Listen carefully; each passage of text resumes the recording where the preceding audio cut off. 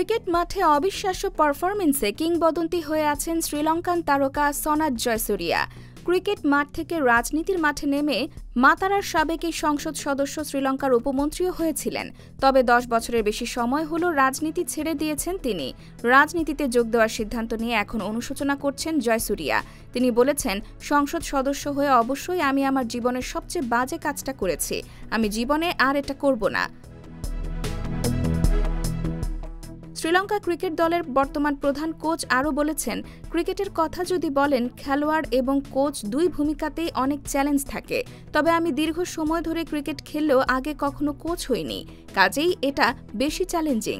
Cricket মাঠ থেকে রাজনীতিতে অংশ নিয়ে আওয়ামী লীগের টিকিট নিয়ে নড়াইল 2 আসন থেকে টানা 2 বার সংসদ সদস্য হন মাশরাফি বিন মুর্তজা। মানিকগঞ্জ 1 আসন থেকে সংসদ সদস্য হন বাংলাদেশ ক্রিকেট দলের প্রথম টেস্ট অধিনায়ক নাইমুর রহমান দুর্জয়। আর মাগুরা 1 আসন থেকে আওয়ামী লীগের মনোনয়নে সংসদ সদস্য হন সাকিব আল হাসান। রাজনীতিতে অংশ নেওয়ায় এখন জেলে নাইমুর রহমান দুর্জয়। হত্যা মামলার আসামি হয়ে গ্রেফতার আতঙ্কে আছেন বিদেশে থাকা সাকিব মাশরাফিদের রাজনীতিতে জড়ানোর প্রসঙ্গে লঙ্কান তারকা জয়সুরিয়া বলেছেন, রাজনীতি করা আসলে ক্রিকেটারদের কাজ নয়। কে কি বলে জানি না, তবে ব্যক্তিগতভাবে আমি মনে করি রাজনীতিতে যোগ দিয়ে আমি ভুল করেছিলাম।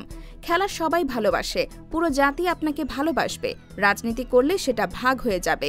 কাজেই ক্রিকেটারদের ক্রিকেটই উপভোগ করা উচিত, সেটা যেভাবেই হোক। IBTV USA, new York.